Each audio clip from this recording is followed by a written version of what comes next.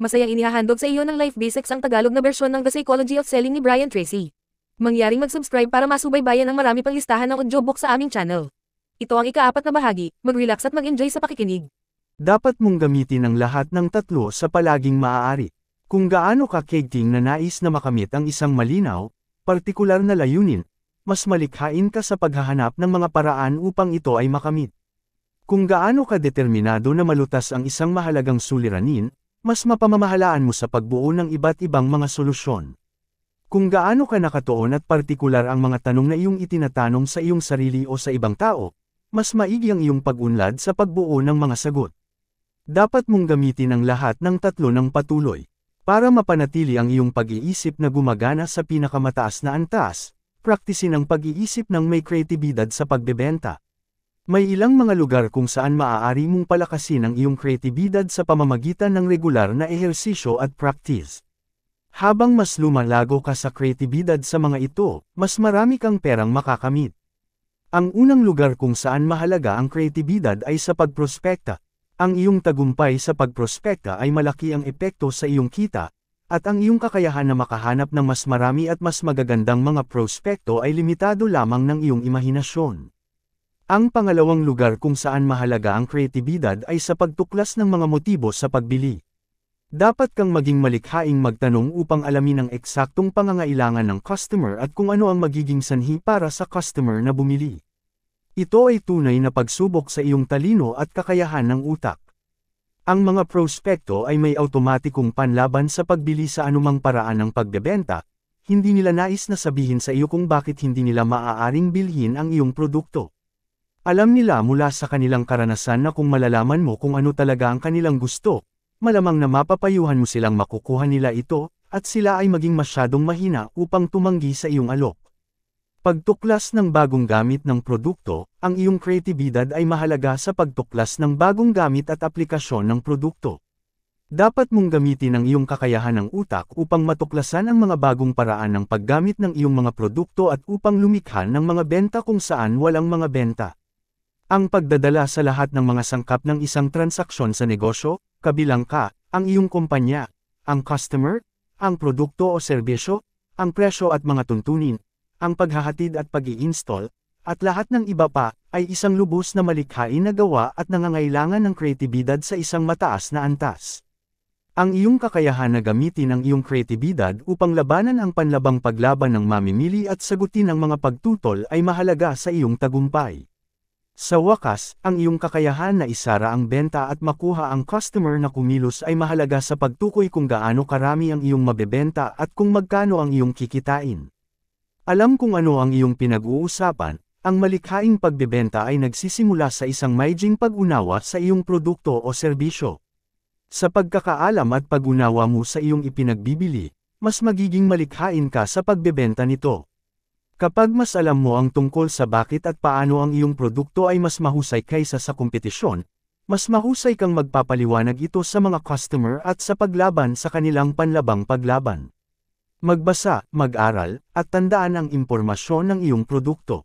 Alamin kung ano ang ibinibenta ng iyong mga kalaban, kung ano ang kanilang binibigyang diin, at magkano ang kanilang singil. Maging isang eksperto sa iyong merkado. Maging mahusay sa pagprospekta. Ang pinakamabilis na paraan upang madagdagan ang iyong kita ay simple, ito ang susi sa tagumpay sa pagbebenta.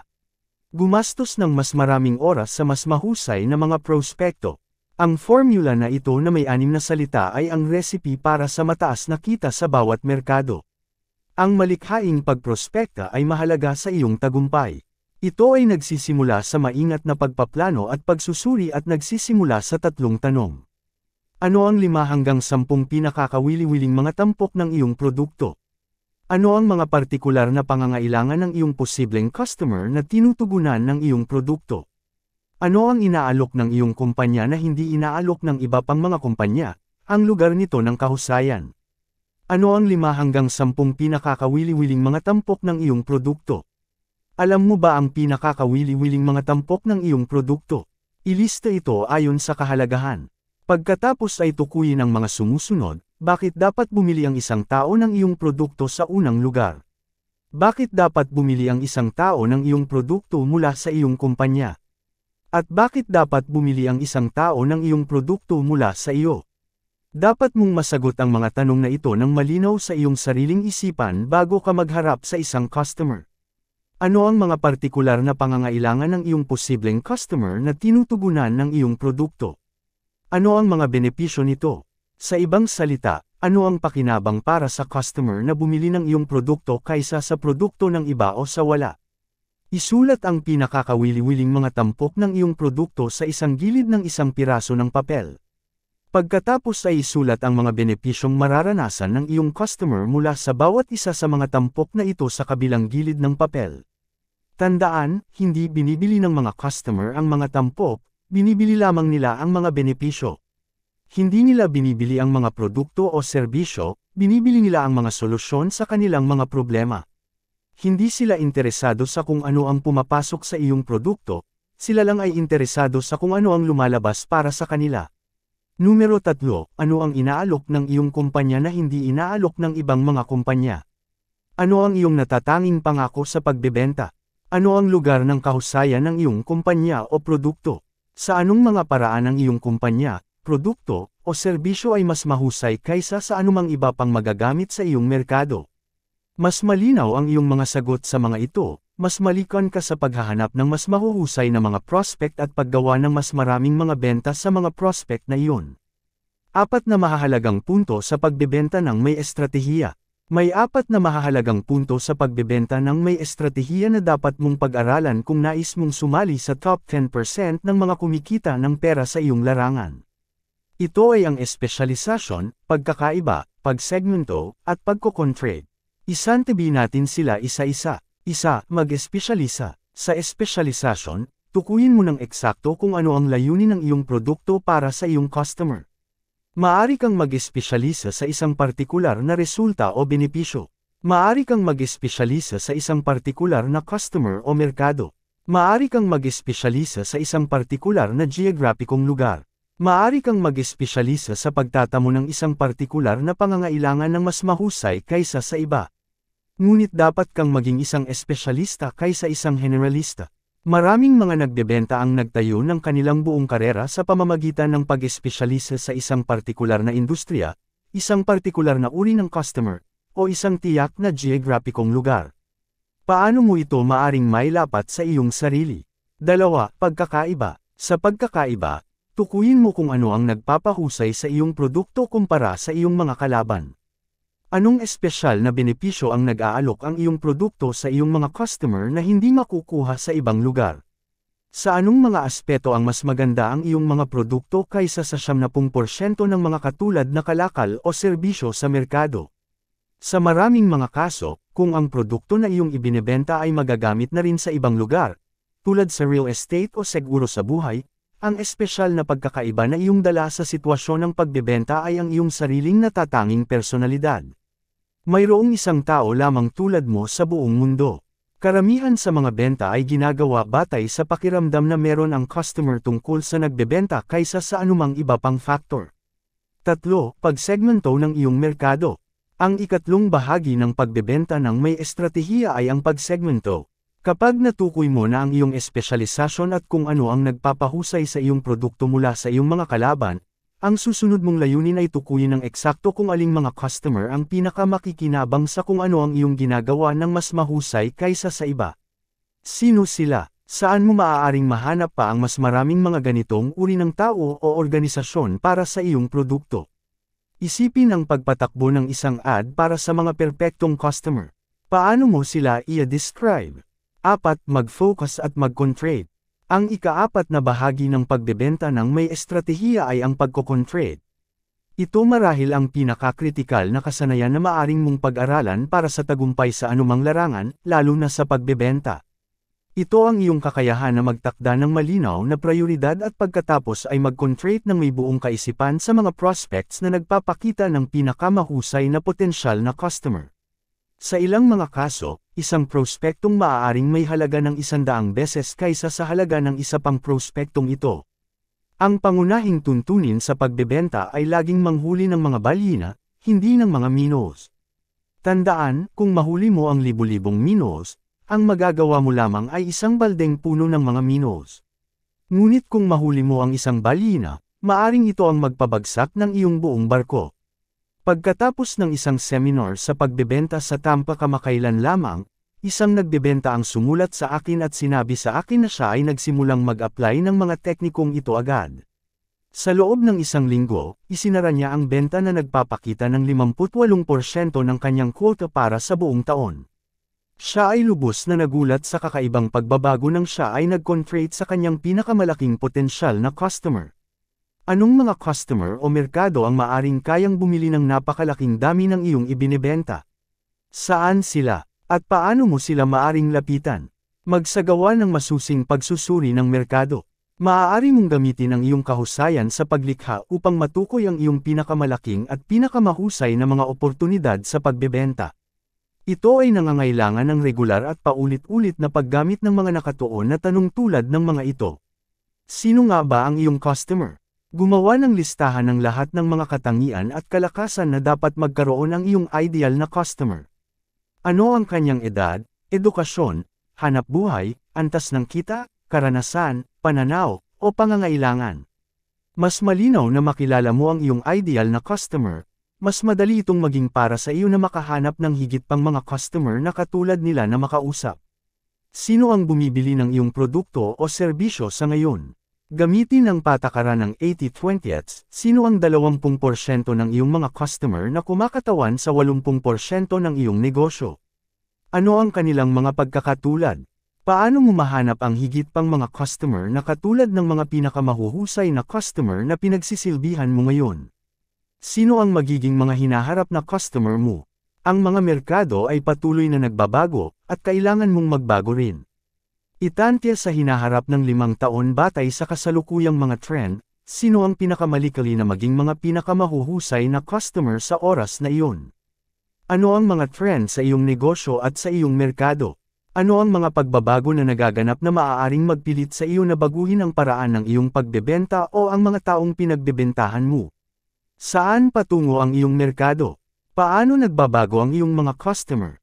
Anong mga bagong merkado ang maaaring magkaroon para sa iyong produkto o serbisyo?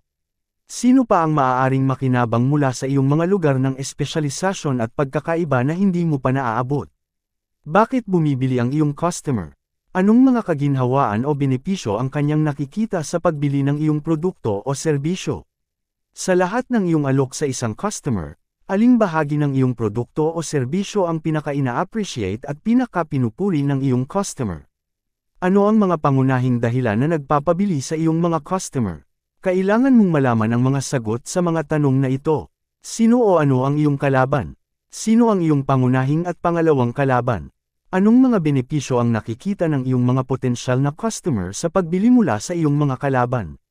Paano mo mababawi ang mga nakikitang benepisyo? Paano mo maiposisyon ang iyong sarili sa ganitong paraan na bibilhin ng mga tao mula sa iyo kaysa sa iyong mga kalaban? Ito ay madalas na susi sa pagbubukas ng buong merkado. Kapag ang mga kumpanya ay nagpoposisyon ng maayos laban sa kanilang mga kalaban, madalas na nagdaragdag ang kanilang benta ng 100%. Apple versus Microsoft. Apple Computer ang unang kumpanya na pumutok sa merkado para sa maliit na personal o negosyo na computer, at tingnan mo sila ngayon. Sila ay lumabas na may user-friendly na personal computer, agad na nanguna sa merkado, nagbenta ng daan-daang libong Apple Ones at Apple IIs, at ngayon ay iPods, iPhones, at iPads. Pumasok sa merkado ang Microsoft pagkatapos ng Apple, determinadong habulin at lampasan ang sales volume ng Apple. Pero sa halip na mag-develop ng mga computer, nakatuon ang Microsoft sa software, sa mga operating system, at hinikayat ang iba pang mga developer ng software na mag-develop ng mga programa na compatible sa kanila. Ang mga estratehiya ng dalawang kumpanya ay lubos na magkaiba. Determinado ang Apple na panatilihing proprietary ang lahat ng kanilang operating codes at hardware upang maaari silang magtakda ng mas mataas na presyo at kumita ng mas mataas na kita. Sa kanilang kasikatan, kumikita ang Apple ng 49% na net profit sa benta, isang kahangahangang halaga. Iba't ibang estratehiya ng desisyunan ng Microsoft, sa pamamagitan ni Bill Gates at Steve Ballmer, na mabawi ang kompetitibong abanteng software ng Apple sa pamamagitan ng pagbubukas ng kanilang mga code sa mga developer ng software sa buong mundo. Kasabay ng bawat bagong pag-unlad sa teknolohiya, ibinaba ng Microsoft ang presyo ng kanilang MS-DOS operating system. Sa halip na nakatuon sa mataas na kita kada individual na benta, nakatuon ang Microsoft sa volume sales na may mas mababang kita kada benta ngunit mas maraming bilang ng mga benta. Sa panahon na natapos ang alikabok noong mga 90s, kontrolado na ng Microsoft ang 70% ng pandaigdigang merkado ng PC. Pagkatapos maging isang matagumpay na kwento ng tagumpay, at bago muling maging isang matagumpay na kwento ng tagumpay, nalampasan ang Apple sa merkado at hindi nakahabol ng maraming taon. Sa taong 2004, bumaba ang market share ng Apple sa 3%, kahit na iniuuri ang kanilang mga produkto ng maraming tao.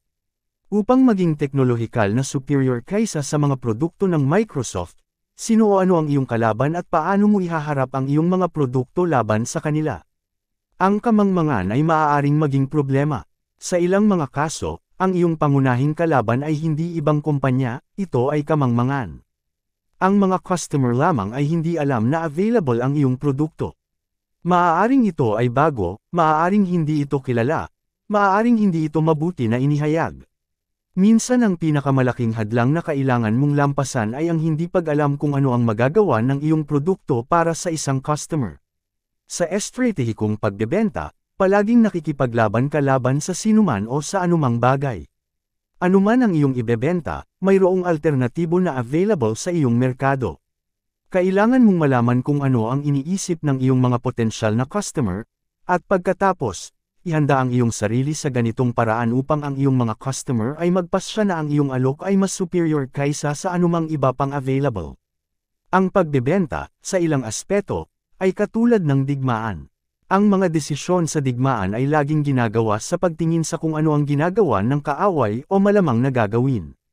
Marami sa iyong mga pinakamahalagang desisyon sa pagbebenta ay matutukoy sa kung ano ang ginagawa ng iyong mga kalaban o kung ano ang malamang na gagawin nila. Ano ang iyong kompetitibong abante? Ito ay ang iyong lugar ng pagkakaiba na aming tinalakay kanina. Sa anong paraan ikaw ay may abante sa iyong mga kalaban? Paano at bakit ka mas superior? Gaya ng sinabi ni Jack Welch ng General Electric noon, kung wala kang kompetitibong abante, huwag makipagkompetensya. Ang iyong kompetitibong abante ay laging ang pinakamahalagang dahilan kung bakit pipiliin ng isang customer ang iyong produkto kaysa sa iyong kalaban. Ang lubos na pag-unawa sa kalikasan ng iyong kompetitibong abante ay ang susi sa pagbuo ng epektibo at malikhaing presentasyon sa pagbebenta. Dapat kang maging ganap na malinaw tungkol sa kompetitibong abante ng iyong produkto o serbisyo na kahit sino ay maaaring gisingin ka sa 3 ng umaga, pakurot sa iyo, at tanungin, bakit ang iyong produkto ay mas maganda kaysa sa anuman iba. At dapat mong sagutin ang tanong na ito mula sa isang malalim na pagtulog. Ang iyong lugar ng superioridad, bumibili ang mga customer ng isang partikular na produkto o serbisyo dahil sa kanilang pakiramdam na ito ay mas superior sa anumang iba pang available. Minsan ito ay mas mababang presyo, minsan ito ay isang partikular na tampok o benepisyo, minsan ito ay dahil mas gusto nila ang salesperson kaysa sa kinatawan ng ibang kumpanya. Minsan ang kompetitibong abante ay na ikaw ang unang taong nagpi. Ngunit lahat ng mga supplier ay bumibili ng kanilang mga produkto mula sa parehong mga tagagawa at nagbebenta sa kanila sa halos parehong mga presyo sa parehong mga customer. Sa ibabaw nito, ang merkado para sa mga produkto sa elektrisidad ay nababa ang kalidad sa oras na iyon. Tinanong niya ako, sa ilalim ng mga kalakarang ito, paano ko maipapatayo ang isang natatanging tampok sa pagbebenta o isang kompetitibong abante? Ipinaliwanag ko sa kanya na hindi ito talaga posible batay sa kung ano ang sinabi niya sa akin. Nagbebenta siya ng isang bagay na maaaring bilhin ng sinuman sa ibang lugar sa parehong presyo at kalidad at sa parehong mga tuntunin. Walang natatanging tampok ang kanyang mga produkto. Sa isang nababa na merkado, may mas kaunting negosyo para sa lahat, kabilang ang kanyang sarili. May napakaliit na hinaharap sa kanyang industriya sa oras na iyon. Gawing espesyal ang iyong produkto sa ilang paraan, isa sa pinakamalikhaing bagay na maaari mong gawin ay mag-alok ng isang produkto o serbisyo na espesyal sa ilang paraan. Nag-aalok ito ng mga benepisyo na handang bayaran ng mga customer na hindi magagamit sa ibang lugar. Kung ang iyong inaalok ay isang me too na produkto, Ang tanging paraan na maaari mong magbenta ng higit pa ay sa pamamagitan ng pagtatrabaho ng mas mahaba at mas mahirap, sa pamamagitan ng pagkakakita ng higit pang mga potensyal na customer. Sa pamamagitan ng pagtitiwala sa batas ng averages, ngunit walang pangmatagalang kinabukasan malibang ang iyong produkto ay natatangi at iba sa anumang ibang produkto na makukuha. Ilagay ang iyong pinakamahusay na paa sa harap sa pagbebenta ng malikhain. Lagi mong pinangungunahan ang pinakamahalagang benepisyo na maaaring maibigay ng iyong produkto o serbisyo sa iyong customer kumpara sa iyong mga katunggali. Ito ay naging pangunahing salik sa iyong advertising, paghahanap ng prospekto, at mga aktibidad sa pagbebenta. Kapag nakilala mo ang isang prospektong tunay na nagnanais ng espesyal na mga benepisyo na maaari lamang ibigay ng iyong produkto, madali itong magbenta. Ang malalaking kumpanya ay gumugol ng napakalaking halaga ng oras at pera upang itayo ang kanilang reputasyon para sa kanilang mga natatanging paninda. Noong ang IBM ang pinakamalaking kumpanya ng computer sa mundo, ito ay may kakaibang reputasyon para sa customer service. Ang kumpanya ay naglagay ng higit sa $1 bilyong kada taon upang bigyan ang kanilang mga customer ng mabilis, mapagkakatiwalaan na serbisyo tuwing ang isang produkto ng IBM ay nasira. Para sa mga pangunahing customer na may malalaking installation ng computer, madalas na nagpapadala ang IBM ng ilang mga espesyalista mula sa iba't ibang bahagi ng mundo, lahat sa loob ng 24 na oras, upang muling paandarin ang isang computer system. Ang reputasyon ng IBM para sa kalidad ng serbisyo ay nagawa nitong maging isang pang-industriyang leader sa buong mundo. Sa kagiliw-giliw, sa anumang oras, ang IBM ay hindi kailanman nagkaroon ng mas magandang, mas mabilis, o mas murang produkto kumpara sa mga katunggali nito. Ang ibang mga kumpanya ay may mas mahusay na mga produkto sa mas mababang presyo na may higit na mga feature. Hindi man lamang sinubukan ng IBM na pamunuan ang larangan sa pamamagitan ng state-of-the-art na kagamitan. Ang kanilang focus ay sa halip sa kanilang reputasyon para sa serbisyo at suporta. Ang ganitong kompetitibong pakinabang ang nagbigay sa kanila ng kakayahang maging ang pinakamatagumpay na kumpanya ng kanyang uri sa buong mundo. Ito ay kumukuha ng iyong hininga. Ilan taon na ang nakakaraan, sinubukan ng mga tagapamahagi ng Smirnoff Vodka na ipakilala ang Smirnoff sa merkado sa Estados Unidos. Sila ay may kaunting tagumpay lamang. Sa panahong iyon, ang vodka ay itinuturing hindi lamang isang dayuhang inumin kundi isang Russian dayuhang inumin. Ang Cold War ay kasalukuyang nangyayari, at ang mga Amerikano ay hindi partikular na paborable sa anumang Russian produkto, lalo na isang bagong uri ng alkohol. Gumugol. Sa wakas, natukoy nila ang natatanging benepisyo sa pagbebenta, USF, ng Smirnoff. Pagkatapos uminom ng Smirnoff, walang makapapansin ng amoy nito sa iyong hininga. Agad nilang nilikha ang isang kampanyang pang-advertising sa paligid ng natatanging benepisyong ito sa pagbebenta na may dalawang linya, Smirnoff, it takes your breath away, at Smirnoff, it leaves you breathless. Sa loob lamang ng maikling panahon, naging $50 milyon na produkto ang Smirnoff, at sa wakas, isang produkto na nagkakahalaga ng $500 milyon at $1 bilyon. Ito ay nagbukas ng merkado para sa mga benta ng vodka, na ngayon ay marami ng mas higit sa $1 bilyong kada taon. Sa pamamagitan ng pagtukoy sa kompetitibong pakinabang ng inumin na maaaring inumin ng mga tao sa tanghalian ng hindi nalalaman ng mga kasamahan sa opisina, nagawa nilang lumikha ng isang mahusay na tagumpay sa marketing. Paano mo mailalarawan o maipapatakbo ang iyong produkto sa ganitong paraan? Ano ang iyong natatanging benepisyo sa pagbebenta? Sino ang iyong mga hindi customer? Sino ang mga taong maaaring gumamit ng iyong produkto o serbisyo ngunit hindi bumibili mula sa iyo o mula sa iyong mga katunggali? Ang mga ito ay mga tao na wala man lang sa merkado. Sa katunayan, ang mga hindi customer ang pinakamalaking hindi pa natutuklasang merkado para sa iyong mga produkto o serbisyo. Kung maaari mong matukoy sila at makahanap ng paraan upang makapasok sa kanila, maaari kang maglikha ng mga benta kung saan walang mga benta at kung saan may kaunti o walang kompetisyon o resistensya sa presyo.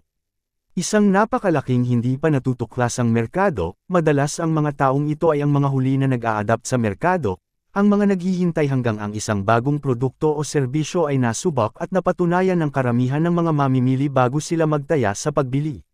Kapag natagpuan ng isang kumpanya ang paraan upang makapasok sa napakalaking huling market ng mga hindi customer, maaari itong madalas na magdaig sa lahat ng kanyang mga katunggali.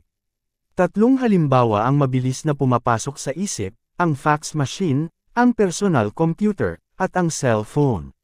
Sa bawat kaso, ilang mga tao lamang ang handang mag-risk sa bagong teknolohiya na ito. Sa mga naunang bersyon, kadalasang malalaki, magulo, at hindi epektibo. Ang mga unang cellphone ay madalas na kailangan ng isang maikling kaso para dalhin ang mga ito. Ngunit sa sandaling tinanggap na ng mga negosyante at ginamit sa mga opisina ang tatlong pagbabago na ito, unti-unting naglubog ang dam. Bigla, pumasok sa merkado ang mga hindi kalahok ng milyon-milyon, at ngayon ang sa mga pulutong na milyon. Ngayon, pati mga bata ay may mga computer, fax machine, at cellphone, na kanilang patuloy na pinapabuti sa mga mas bagong, mas maganda, mas mabilis, at mas murang bersyon. Ang mga dating mga maagang tagabili na merkado ay naging mga multi-bilyong dolyar na merkado sa buong mundo. Paano mo magagamit ito sa iyong produkto o serbisyo? Ang hindi Bumoboto. Narito ang isa pang halimbawa, ang pinakamalaking hindi kalahok sa ating lipunan ngayon ay ang taong hindi Bumoboto. Ang hindi bumoboto, kung maari lamang siyang mahikayat na bumoto para sa partikular na kandidato o partido, maaaring magtakda ng resulta sa halos bawat eleksyon sa bansa. 40% ng mga kwalipikadong botante ay hindi pumupunta sa mga bilangguan, sila ang pinakamalaking solong block ng boto sa bansa. Bakit hindi sila bumibili? Ang mga taong hindi ngayon bumibili ng iyong produkto o ng produkto ng iba ay ang pinakadakilang pinagmumulan ng mga bagong customer. Kung maaari mong alamin kung bakit sila hindi bumibili sa lahat, maaari kang madalas na pumasok sa isang bagong merkado at magbenta ng higit pa kaysa sa kailanman. Patuloy na itanong tungkol sa mga hindi kalahok, bakit hindi sila bumibili? Ano ang nasa kanilang pananaw na humahadlang sa kanila mula sa pagbili ng produkto o serbisyo na iyong ibinebenta?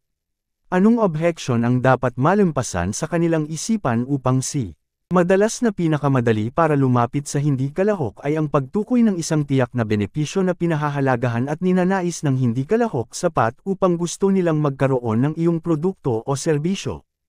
Ipakita sa prospektong ito na tiyak na makakakuha siya ng isang benepisyo na magbibigay inspirasyon sa kanya na bumili, at pagkatapos bigyan ng walang kondisyong garantiya ng kasiyahan. Sa pamamagitan ng pagtuon sa pangunahing benepisyo at pagsuporta dito ng malalakas na garantiya, maaari mong madalas na malagpasan ang resistensya na nagpapigil sa iyong hindi kalahok mula sa pagbili sa unang lugar. Kailan bumibili ang iyong mga customer? Kailan ang pinakamagandang oras na magbenta sa iyong customer? Ito ba ay tiyak na panahon sa siklo ng negosyo o tiyak na panahon sa loob ng isang taon? Bumibili ba ang mga customer kapag ang negosyo ay lumalago o kapag ang negosyo ay bumabagsak? Ang ilang mga serbisyo ay angkop na angkop kapag ang mga negosyo ay nasa kahirapan, ang ibang mga serbisyo ay mas madaling mabili kapag ang mga negosyo ay mabilis na lumalago. Anong panahon ng taon bumibili ang iyong mga customer ng pinakamarami? Anong yugto ng siklo ng negosyo sila bumibili? Ang ilang mga produkto ay angkop para sa mga nagsisimula ng negosyo, ang iba ay mas angkop para sa mga lumalagong negosyo, at ang ilan ay mas mahusay para sa mga malalaking kumpanya na nag-stabilize o nag-level off sa merkado. Anong pampalakas ng pagbili? Ang ilang mga tao ay impulsibong bumibili sila kaagad kapag lumabas ang produkto sa merkado. Sila ang mga taong nakakakita sa bagong pelikula sa unang gabi nito, sinubukan ang bagong restoran agad pagbukas nito, hinahangad ang mga bagong trend sa moda sa sandaling ito lumabas sa mga tindahan. Humigit kumulang 5 hanggang 10% ng mga customer ay ganito, susubukan nila ito nang hindi talaga alam kung ito ay maganda o hindi. Maraming tao lamang bumibili ng isang produkto kapag malinaw mula sa 2 hanggang 4 na taon ng kasaysayan na ang produkto ay sikat at mabisa. Maraming mga produkto ay hindi nagsisimula na magtagumpay hanggang matapos sila sa merkado ng 4 hanggang 5 taon, madalas na kailangan ito ng ganitong katagal para sa malaking merkado upang magkaroon ng sapat na tiwala upang simulan ang pagbili ng produkto ng marami. Isipin ng mga personal na computer, maraming mga mamimili na pumapasok lamang sa merkado kapag ito ay nasa kanyang pinakamatanda na, ang produkto o serbisyo ay malapit nang matapos ang kanyang siklo ng buhay, ito ay papalitan ng mga katulad na produkto. Ang mga ito ay mas mabilis, mas mahusay, at mas mura. Ang mga kita na maaaring kitain sa yugto ng life cycle ay medyo maliit. Sa wakas, mayroong post-mature na mamimili na bumibili lamang ng produkto bago ito tanggalin sa merkado. Ano ang dapat mangyari bago bumili ang iyong prospect ng iyong produkto? Madalas, ang isang tao ay bumibili lamang ng isang produkto o sinusubukan ng isang kumpanya o serbisyo kapag siya ay nakatanggap ng rekomendasyon mula sa taong pinagkakatiwalaan niya. Minsan, ang prospect ay bumibili lamang kapag siya ay nakipag-usap sa isa pang satisfied na customer, o ang prospect ay kailangang makakuha ng pampalakas loob, pampalakas, o pagsang-ayon mula sa isa pang tao bago siya comfortable na bumili. Narito ang dalawang magandang tanong na itanong sa nag-aalangang na prospect. Una, ano ang dapat mangyari bago ka pumayag sa alok na ito? At pangalawa, ano ang dapat mong mapaniwalaan upang bumili ng produktong ito o serbisyo? Ang mga sagot na iyong makukuha ay madalas na magbibigay sa iyo ng susi sa benta. Gamitin ang testimonial letters. Isa sa pinakamakapangyarihan sa lahat ng mga kasangkapan sa pagbebenta ay ang testimonial letter. Kapag sinabi mong ang iyong produkto ay mahusay at isang mabuting pagpipilian para sa prospect, agad niyang binabaliwala ang iyong mga salita dahil, sa huli, ikaw ay isang salesperson. Ngunit kapag ang ibang tao na bumili ng iyong produkto ay Gayunpaman, ang lahat ng aking mga nakasama ay masaya sa aking mga serbisyo. Kaya, kinuha ko ang isang matibay na linggo at binisita ang bawat isa sa aking mga dating customer at tinanong sila kung papayag silang magsulat ng isang magandang sulat na nagsasabi sa akin kung gaano nila nagustuhan ang aking mga serbisyo at inirerekomenda ito sa ibang tao. Karamihan sa kanila ay pumayag kaagad. Sinundan ko ito ng patuloy hanggang sa mayroon akong isang binder na puno ng mga testimonial letters sa plastic page protectors. Binago nito ang aking karera sa pagbebenta. Ang aking panalong diskarte mula noon, kapag nakikipagkita ako sa prospect, isa sa mga unang bagay na sinasabi ko ay, bago tayo magsimula, hayaan mo akong ipakita sa iyo ang ilang mga sulat na ako ay lalong may pagmamalaki mula sa ilan sa aking mga customer. Pagkatapos ay ibinibigay ko ang aking binder sa prospect at pinapabasa ko sa kanya ang mga sulat. Natuklasan ko na ang mga tao ay nagmamahal na magbasa ng testimonial letters. Ito ay parang pagbabasa ng sulat ng ibang tao. Sa mga sumunod, kinuha ko ang isang yellow highlighter at binigyan ng pansin ang mga pinakamahusay na pangungusap sa bawat isa sa mga sulat upang ito ay lumitaw kapag binabasa ng prospect ang mga pahina. Ito ay kahanga-hanga. Madalas na ang prospect ay titingalain mula sa pagbabasa ng mga testimonial letters at sasabihin, benta na ako. Gaano kabilis tayo makakapagsimula? Ang aking mga benta ay nadouble at nadagdagan sa unang 2 buwan pagkatapos kong magsimulang gumamit ng testimonial letters. Nagbenta ako ng mas marami kaysa sa nakaraang taon. Ngayon, maraming tao ang magsusulat sa iyo ng testimonial letter kung hihingiin mo ito, ngunit minsan sila ay sobrang abala kaya hindi nila ito napagtutuunan ng pansin. Sa ganitong kaso, mag-alok na ikaw ang magsulat ng sulat at hilingin sa kanila na itaas ito sa kanilang sariling letterhead at lagdaan ito. Nakakagulat kung gaano karaming customer ang gagawin nito kung hihingiin mo. Labanan ang mga pagsalungat sa pamamagitan ng testimonial. Kung madalas mong makuha ang parehong pagsalungat, lalo na hinggil sa iyong mataas na presyo o ang katotohanan na ang iyong kumpanya o produkto ay bago pa lamang sa merkado, hingin sa iyong mga masayang customer na sagutin ang pagsalungat na ito sa teksto ng kanilang sulat.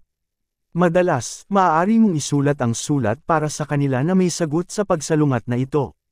Halimbawa, sabihin natin na ang iyong produkto o serbisyo ay mas mahal kaysa sa iyong mga kalaban at patuloy na itong pinapuna ng iyong mga customer. Hihilingin mo o isusulat ang isang testimonial letter na nagsasabing ganito, "Mahal kong Brian, gusto ko lamang sumulat at sabihin sa iyo kung gaano kami kasaya sa iyong produkto. Nang una mo akong lapitan, nag-aalala ako sa mataas na presyo, ngunit mula nang simulan naming gamitin ang iyong produkto, ang mga benepisyo at resulta na aking naabot ay mas malaki kaysa sa maliit na pagkakaiba sa presyo na aking binayaran. Salamat sa lahat. Sincerely, isang maligayang customer." Ang uri ng liham na iyon ay may halaga na kasing bigat ng ginto. Kung mayroon kang kalahating dosina ng mga liham na ganon, maaari mong doublen at 3 beses ang iyong mga benta sa maikling panahon. Sa madaling panahon, ikaw ay makikipagbenta sa halos lahat ng iyong makausap. Ang pinakamahusay na pahayag, ang pinakamalakas sa lahat ng anyo ng pampromosyon sa ating lipunan, ay ang salita ng bibig. 85% ng lahat ng benta ay nagaganap lamang pagkatapos sabihin ng isang tao na ang produkto o serbisyo ay maganda. Ang lahat ng iba pang pampromosyon ay isang pagsusumikap upang mapatikim ang produkto o serbisyo sa mga tao upang magsimula ang proseso ng pampromosyon sa pamamagitan ng salita ng bibig. Sa industriya ng pelikula, ang mga studio ay naglalagay ng 80% o higit pa ng kanilang budget sa pampromosyon sa linggo ng paglalabas ng pelikula. Ang kanilang layunin ay makakuha ng maraming tao sa mga sinehan sa Pina. Ang salita ng bibig ang lahat. Tiyakin mong tanungin ang iyong mga kontentong customer, dahil sila ang pinakamahusay na pinagmulan ng mga muling pagbenta at referrals. Kung ibibigay mo ang oras at tanungin sila kung bakit sila bumili mula sa iyo kaysa sa iba, sasabihin nila sa iyo. Kapag alam mo na kung bakit bumibili ang iyong mga customer mula sa iyo, maaari mo itong ulitin kapag ikaw ay nakikipagtagpo sa isang bagong prospekto. Tawagan o bisitahin ang isang kontentong customer, isang taong gusto mo at gusto ka rin niya, at sabihin sa kanila na ang iyong kumpanya ay nagsasagawa ng ilang market research. Kami ay nakikipag-usap sa ilan sa aming pinakamahalagang mga customer upang alamin kung paano namin sila mas magagampanan ng mas mahusay sa hinaharap. Maaari mo bang sagutin ang ilang tanong para sa akin? Pagkatapos ay tanungin sila ng mga tanong tulad ng sumusunod, bakit mo naisip ang bumili sa amin kaysa sa iba? Anong partikular na halaga o benepisyo ang nararamdaman mo na natatanggap mula sa aming produkto? Paano namin ito maaaring mapabuti sa hinaharap para sa iyo? Anong uri ng customer ang sa palagay mo ay pinakamagkakamit ng benepisyo mula sa aming produkto? Mayroon ba itong espesyal na ginagawa ang aming produkto o serbisyo na hindi mo inaasahan nang binili mo ito? Huwag matakot magtanong. Kung itatanong mo sa iyong mga masayang customer ang sapat na tanong at pakikinggan mo sila ng maingat sa mga sagot, sasabihin nila sa iyo ang lahat ng kailangan mong malaman upang makabenta ng mas marami sa iyong mga produkto sa mas maraming tao ng mas mabilis at mas madali kaysa kailanman. Magsanay ng regular na pag-iisip ng kaisipan. Ito ay isa sa pinakamalakas na paraan upang magpalakas ng iyong pagiging malikhain, magpatingin sa mga bagong pagkakataon, at palakasin ang iyong tagumpay sa iyong karera sa pagbebenta. Ito ay tinatawag na 20 ideya na paraan. Kapag nagsimula ka ng gumamit ng paraang ito ng regular at nag-a-apply ng ilan sa mga ideya na iyong nalikha, dadami o dobleng o higit pa ang iyong kita sa mga darating na buwan.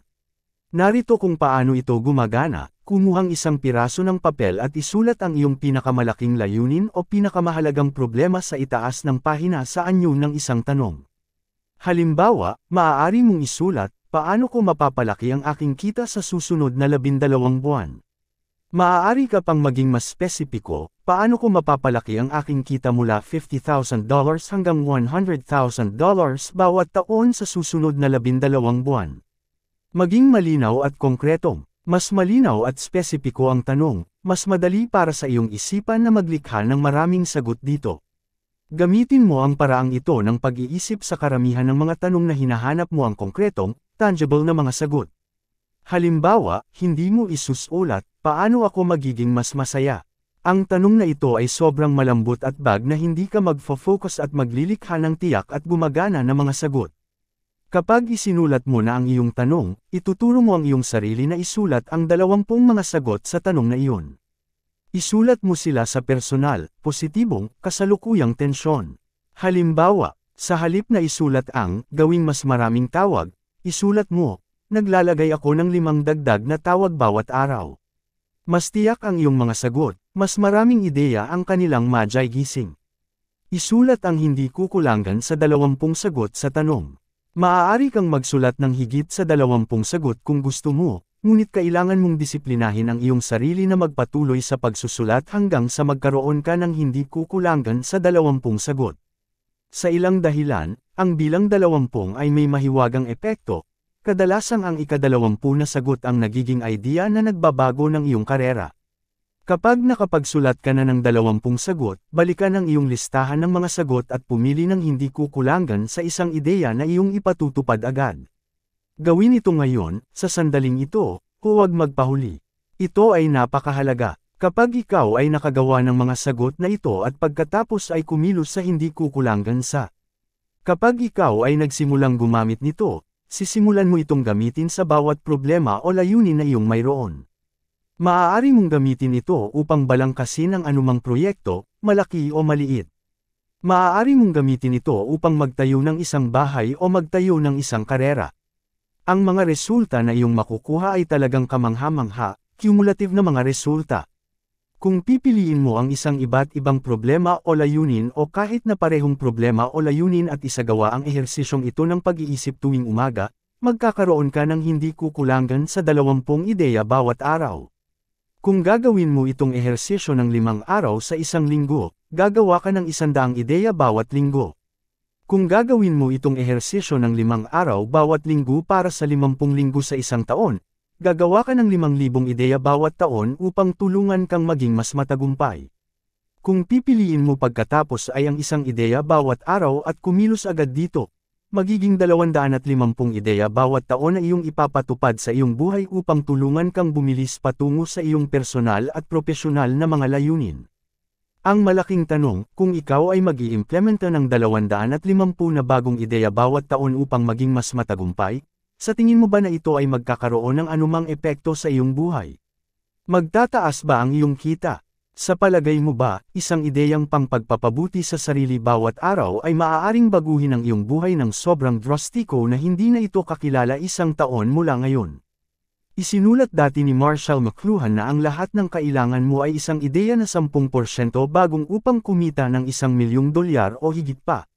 Hindi kinakailangan na ito ay ang pagtuklas ng relativity o isang pangunahing siyentipikong paglalakbay. Kinakailangan lamang ito ay isang maliit na pagpapabuti sa kung ano ang kasalukuyang ginagawa sa ilang larangan at nagbibigay sa iyo ng isang kompetitibong pakinabang. Ang isang maliit na kompetitibong pakinabang ay sapat upang maghiwalay sa iyo mula sa lahat ng iba at ilagay ka sa mabilis na landas patungo sa tagumpay. Kapag nagsimula ka sa paggamit ng ideyang ito at pagbuo ng 20 ideya bawat araw, ikaw ay magugulat. Magiging isa ka sa pinakamalikhain na mga salesperson sa iyong larangan. Bilang isang resulta, magiging isa ka sa pinakamataas na binabayarang tao sa iyong propesyon. Kapag na-develop mo na ang regular na kaugalian ng pag-iisip ng malikhain at pag-a-apply ng iyong mga malikhain na ideya, wala ng produkto na hindi mo magagawang matagumpay na maibenta at walang layunin na hindi mo maabot. Narito ngayon ang 7 mga gawaing pang-aksyon para sa iyo. 1. Ikaw ay isang henyo. Pasyahin ngayon na gagamitin mo ang iyong likas na kahusayan sa paglikha upang malutas ang anumang problema, lampasan ang anumang balakid, at makamit ang anumang layunin na maaari mong itakda para sa iyong sarili. 2. Isulat ang iyong pinakamahalagang layunin sa tuktok ng isang pahina sa anyo ng tanong. Isulat ang hindi kukulangan sa 20 sagot sa tanong na iyon at pagkatapos ay kumilos sa hindi kukulangan sa isa sa kanila. Gawin ito araw-araw. 3. Tukuyin ang iyong mga lugar ng kahusayan. At ang kahusayan sa iyong produkto o serbisyo. Ano ang nagpapaganda sa iyong binibenta kaysa sa anumang kompetitibong alternatibo? 4. Alamin kung bakit bibili ang iyong mga customer mula sa iyo kaysa sa ibang tao. Sino ang mga potensyal na makikinabang ng pinakamahusay sa iyong ginagawa? 5. Saan ang iyong pinakamahusay na konsentrasyon ng mga potensyal na customer? Pasiyahan kung paano mo gagastusin ang mas maraming oras sa kanila. 6. Pagtukoy ng iyong mga produkto o serbisyo sa isang makabuluhang paraan. Alamin kung bakit bumibili ang mga tao ng iyong produkto at ipakita sa kanila kung bakit ang iyong produkto ang pinakamahusay na pagpipilian. Lahat ng mga bagay ay iniisip. At 7. Kumuha ng mga sulat na patuto mula sa iyong mga nasisiyahang customer. Ay highlight ang pinakamahusay na mga pangungusap at ilagay ang mga ito sa plastic. Kapag mas marami kang oras na ginugol sa mga mas magagaling na prospekto, sa pamamagitan ng batas ng mga probabilidad, mas marami kang mabibilang produkto at mas magiging matagumpay ka. Ang paghahanap ng mga bagong tao na makausap at pagkatapos ay lapitan sila para sa unang beses ay isa sa pinakamahirap na bahagi ng pagbebenta. Ang lahat ng pampromosyong advertising ay idinisenyo upang mapabilis ang prosesong ito o gawing mas madali. Ang pagpaprospekto ay isa rin sa mga bahagi ng pagbebenta na nagdudulot ng pinakamalaking stress at pagkabigo. Mas maraming mga nagbebenta ang nawawala ng loob at sumusuko sa kung ano ang maaaring maging isang matagumpay na karera dahil sa kanilang kakulangan sa kakayahan sa pagpaprospekto kaysa sa anumang iba pang dahilan. Maaari mong matutunan ang anumang kasanayan. Sa kabutihang palad, ang pagpaprospekto ay isang kasanayan na maaari mong matutunan. Kung may ibang mahusay sa pagpaprospekto, iyan ang patunay na maaari ka ring maging magaling.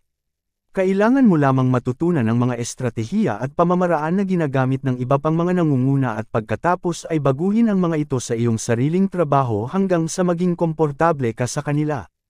Pagkatapos nito, garantisado ang iyong tagumpay sa pagbebenta. Sa ngayon, ginawa mo na ang iyong malikhaing pag-iisip at pagsusuri ng iyong merkado. Natukoy mo ang iyong mga pangunahing kompetitibong mga bentahe at ang iyong natatanging panukala sa pagbebenta. Alam mo nang eksakto ang pinakamahusay na uri ng mga tao na makakausap mo, kung ano ang sasabihin, kung bakit sila dapat bumili mula sa iyo kaysa sa sinuman. Nagpakarga ka na ng iyong baril at iniabot ito. Ngayon kailangan mong tumutok at bumaril. Ito ang mahirap na bahagi. Ngayon kailangan mong makipag-ugnayan, maging sa telepono, harap-harapan, o sa internet sa isang tunay na buhay na prospektong hindi pa nakakita sa iyo noon. Ito ay isa sa pinakatakot na bahagi ng pagbebenta. Hanggang sa maunawaan mo ito, ang proseso ng pagpaprospekto ng isang patuloy na pagsusuri ng iyong produkto sa iyong merkado ay magbibigay sa iyo ng patuloy na daloy ng mga bagong prospekto at mga pangkat ng mga prospekto na tawagan.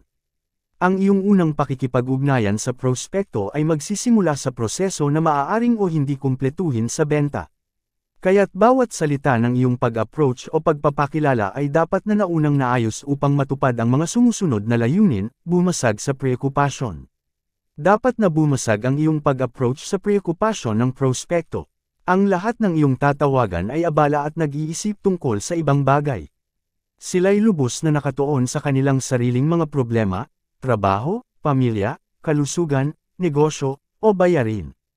Maliban kung magawa mong tibagin ang preokupasyon na ito sa iyong mga unang salita, hindi ka makakakuha ng pagkakataon na magbigay ng isang presentasyon sa pagbebenta. May mga nagbebenta na tumatawag, nagpapakilala, at nagsisimula ng mag-usap tungkol sa kanilang produkto o serbisyo agad.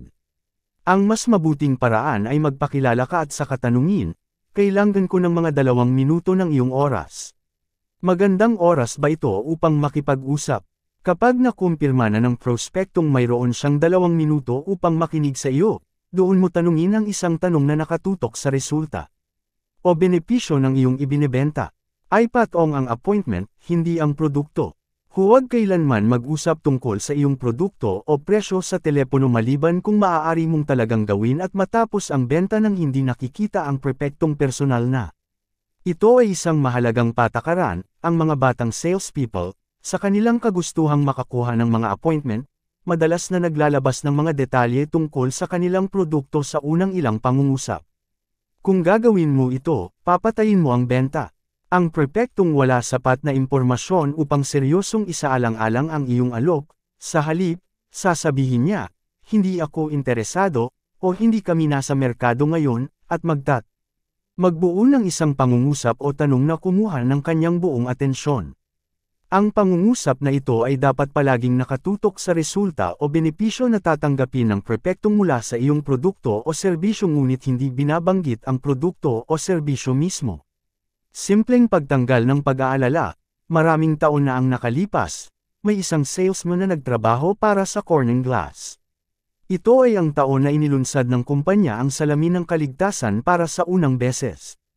Ang produktong ito ay naglalaman ng isang transparenting plastic sheet sa pagitan ng 2 piraso ng salamin, at bilang resulta, hindi ito nagmumurang sa paraang ginagawa ng karamihan sa salamin ng windshield noong panahong iyon. Umakyat ang batang itong salesman na ito na may kanyang bagong produkto, at sa loob ng 1 taon, siya ay naging ang pinakamahusay na salesman ng salamin ng kaligtasan sa North America. Sa pambansang komperensya sa benta, siya ay tumanggap ng unang gantimpala para sa pagganap sa benta at inimbitahan upang ibahagi ang kanyang sekreto sa iba pang mga salespeople na naruroon. Gusto nilang malaman, paano mo nabenta ang mas maraming salamin ng kaligtasan kaysa sa iba. Ipakita ang benepisyo, ipinaliwanag niya, una sa lahat, nakakuha ako ng pabrika upang putulin ang ilang mga piraso ng salamin ng kaligtasan sa mga kwadrado ng 6 na pulgada bilang mga sample. Pagkatapos, nakakuha ako ng isang martilyo na ball peen, na dinala ko sa mga tawag sa benta. Kapag pumasok ako sa prepektong, tatanungin ko, gusto mo bang makita ang isang piraso ng salamin na hindi nagmumurang? Halos palaging sasabihin ng prepektong, hindi posible iyan, hindi ko sinasabi ito. Pagkatapos, ilalagay ko ang sample ng salamin sa kanyang mesa, ilalabas ang martilyong ball peen, at babalyahan ko ito. Siya ay magre-reaksyon ng likas at itataas ang kanyang mga kamay upang protektahan ang kanyang mga mata. Pagtingin niya pababa at makikita na hindi nagmumurang ang salamin, siya ay magugulat. Pagkatapos, madali na. Tatanungin ko lang, gaano karami ang gusto mo? Kukunin ko ang aking order pad at magsisimulang magsulat. Ituro ito sa lahat, impressed ang Corning Glass sa teknikong ito na sa sumunod na taon binili nila ang mga martilyong ballpeen para sa lahat ng kanilang mga salespeople, ibinigay sa kanila ang mga sample ng salamin ng kaligtasan, at ipinadala sila sa buong bansa. Totoong gumana ang paraan, nagbenta sila ng salamin ng kaligtasan ng marami. Sa dulo ng taon, sa susunod na pambansang komperensya sa benta, ang batang salesman, sa hindi malamang dahilan, ay pa rin ang nangungunang salesman sa bansa.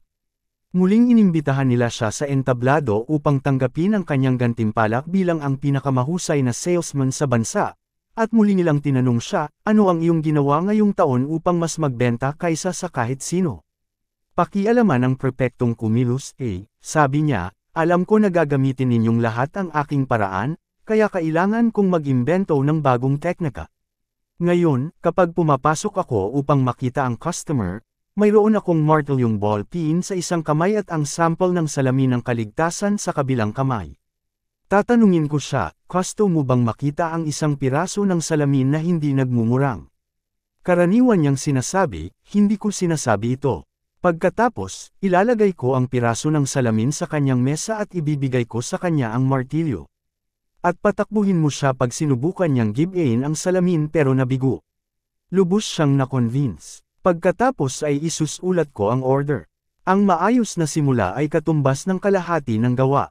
Ang isang magandang pagbubukas na may malakas na tanong na nakatuon sa resulta o benepisyo ng iyong produkto ay maaaring magdala sa iyo ng halos malapit sa pagtatapos ng benta. Ang malakas na pagsisimula ay nagpaputol ng kaisipan ng customer, nagpapabangon sa kanya ng buo at nagbibigay sa iyo ng kanyang buong atensyon. Siya ay agad na handang makinig sa iyo.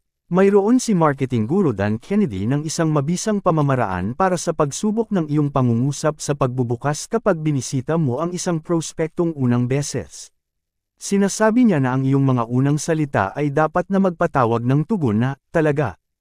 Paano mo ginagawa yan? Halimbawa, maaari naming ibigay sa iyo ang salaming hindi nababasag. Talaga, paano mo ginagawa yan? Ang iyong pahayag ay dapat agad na kumuha ng hindi nahahati na pansin. Kung siya o siya ay isang tunay na prospekto, ang iyong oras ay limitado. Mayroon ka lamang mga 30 segundo sa simula ng iyong pagpupulong upang makuha ang buong atensyon ng prospekto. Sa unang 30 segundo, ang prospekto ay nagpapasya kung siya ba ay makikinig sa iyo o hindi. Kung ikaw ay maglalakad o magkukwentuhan ng pangkalahatan, ang prospektong iyon ay magiging manipin. Sa loob ng 30 segundo, siya ay magpapalit off at magtutune out. Mahirap na itong makuha siya ulit. Ang mga eksperto ay karaniwang sumasang-ayon na ang unang 15 hanggang 25 salita mula sa iyong bibig ay nagtatakda ng tono para sa natitirang bahagi ng pag-uusap. Dapat mong piliin ang mga salitang ito ng maingat at palaging mag-ensayo. Hindi dapat ito iniwan sa pagkakataon. Maraming mga salespeople ang nakikipagkita sa prospekto para sa unang beses at sinasabi sa kanilang sarili, nababahala akong marinig kung ano ang dapat kong sabihin. Nagtatanong ako kung ano ang magiging susunod na sasabihin ko. Ito ay hindi para sa iyo. Salita sa salita, ang iyong tanong o pahayag sa pagbubukas ay dapat na inihanda salita sa salita, inansayo sa harap ng salamin ng paulit-ulit, at tinatandaan. Kailangan mong lumabas at sabihin ito sa isang tunay na buhay na prospekto, tingnan kung anong uri ng tugon ang iyong makukuha. Kung ang iyong prospekto ay hindi nagbibigay ng interes at buong atensyon, balik ka sa pagpaplano. Kailangan mong baguhin ang iyong tanong o pahayag sa pagbubukas hanggang makuha mo ang uri ng reaksyon na nais mo. Talaga, ano yun, malamig na tawag para sa mga appointment. Natutunan ko ang kahalagahan nito mula sa aking sariling karanasan nang ako ay nagbebenta ng pagsasanay sa sales. Tinatawagan ko ang mga tao sa telepono at sinasabi ang ganitong bagay, gusto kong makipag-usap sa iyo tungkol sa pagsasanay ng iyong mga tao.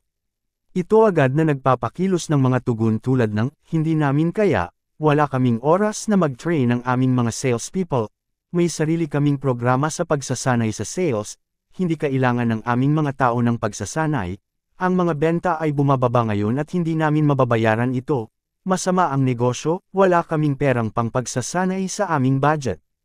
Sa ilang pagbabago, ang mga ito ang mga bagay na sinasabi sa amin ng mga prospekto sa lahat ng oras. Baguhin at baguhin ang iyong mga salitang pambukas. Nang matuklasan ko na hindi ako nakakakuha ng anuman sa aking paraan, umupo ako at pinag-aralan ito. Naglaan ako ng ilang oras sa pagtatrabaho at pagbabago sa aking mga pambungad na komento. Sinubukang malaman kung paano ko mas epektibong maipapadama ang cold call sa mga prospekto sa mga samahang pangkalakalan. Sa wakas, natanto ko kung saan ako nagkakamali at nagbuo ng isang diskarte upang mapunan ito. Ang unang bagay na naisip ko ay kailangan kong siguruhing nakakausap ko ang tamang tao bago ko sinubukan na magtakda ng isang appointment. Sino ang prospekto para sa pagsasanay sa sales sa isang samahang pangkalakalan? Maliwanag na ang taong may pananagutan sa paggawa ng mga desisyon tungkol sa pagsasanay sa sales para sa mga salespeople, ang may-ari o sales manager. Ang pangalawang tanong ko ay, ano ang pangunahing pangangailangan o pag-aalala ng aking perpektong prospekto? Ito rin ay maliwanag. Ang aking perpektong customer ay hindi interesado sa pagsasanay sa sales, interesado siya sa mas mataas na volume ng benta, sa pagpapataas ng mga resulta sa benta. Natanto ko na dapat kong itanong ang isang tanong na nakatuon sa partikular na pangangailangan na iyon. Anong klaseng tugon ang inaakala mo na nakuha ko? Halos bawat prospektong sumagot, syempre, ano ito? Ulitin ang pangunahing benepisyo. Pagkatapos ay uulitin ko ang pangunahing benepisyo o mahahalagang punto. Ginoong Brown, naimbento namin ang isang pamamaraan upang mapataas ang iyong mga benta ng 20%, 30%, at kahit 50% sa susunod na mga buwan. Madalas, ang sagot ng aking prospekto ay, "Talaga? Paano mo nagagawa iyon?" Ang aking tugon ay ganito, iyon ang eksaktong dahilan kung bakit kita tinatawagan. Kailangan ko lamang ng 10 minuto ng iyong oras upang ipakita sa iyo ang sistemang ito, at maaari mong desisyonin para sa iyong sarili kung ito ay naaangkop sa iyong kumpanya at iyong mga tauhan sa pagbebenta. Mula sa pagkabigo at pagkapuot sa teleponong pagprospekta, nagsimula akong makakuha ng mga appointment sa 4 sa 5 at kahit 9 sa 10 na taong tinawagan ko mula sa malamig na tawag sa telepono na nasa directory ng telepono gamit ang simpleng pagbabago sa aking diskarte. Nagawa ko ng higit na negosyo sa susunod na 2 buwan kaysa sa nakaraang taon. Ang iyong unang tanong ay dapat magbigay ng tugon na ano ito. O talaga, paano mo nagagawa iyon? Kung hindi ito nakakapagbigay ng ganoong tugon, kailangan mong baguhin ang tanong. Kung hindi ito nakakabali sa pag-iisip ng prospekto at hindi nakakakuha ng kanyang buong atensyon, dapat mong baguhin ang tanong hanggang sa magawa mo ito. Ang pagtutol sa benta ay normal. Kung sasabihin ng prospekto, "Hey, hindi talaga ako interesado," ito ay nangangahulugang isa sa 2 bagay, o ang iyong tanong ay hindi sapat na malakas, o ang taong kausap mo ay hindi prospekto para sa iyong ibebenta sa unang lugar. Marahil ay nakikipag-usap ka sa maling tao. Kapag binuksan mo ng malakas na pahayag o tanong, pinaghihiwalay mo ang iyong sarili sa isang elitistang uri ng mga propesyonal sa pagbebenta. Sa halip na sayangin ang unang ilang minuto sa pag-uusap tungkol sa iyong linya ng produkto at gaano nakatagal kayo sa bayan, diretsuhin mo ang paksa na pinakamalapit sa interes ng prospektong ito, na nagpapahina sa unang pagtutol sa benta. Sa tuwing tatawagan mo ang isang prospekto para sa unang beses, binabali mo siya mula sa isang bagay na kanyang ginagawa na iniisip niyang mas mahalaga kaysa sa anumang dapat mong sabihin. Lahat ay abala. Dahil dito, dapat mong laging asahan ang unang pagtutol sa benta, kahit na nag-aalok ka ng pinakamahusay na produkto sa pinakamahusay na presyo sa pinakamahusay na prospekto sa mundo. Narito ang isang simpleng teknik na maaari mong gamitin upang bawasan ang unang pagtutol sa benta sa simula pa lamang. Kapag sinabi ng prospekto ang ganitong klaseng bagay, salamat sa pagtawag, pero hindi ako interesado, o hindi talaga kami interesado sa merkado ngayon, hindi mo dapat ito seryosohin. Wala pang kaalam-alam ang prospekto kung gaano kagaling ang iyong produkto o serbisyo para sa kanya at sa kanyang kumpanya. Ang kanyang reaksyon ay isang likas na automatikong tugon sa anumang alok sa benta. Maraming salamat sa pagsubaybay ng Tagalog na bersyon ng The Psychology of Selling ni Brian Tracy. Mangyaring mag-subscribe para masundan ang mas marami pang kwento dito lang sa Life Basics.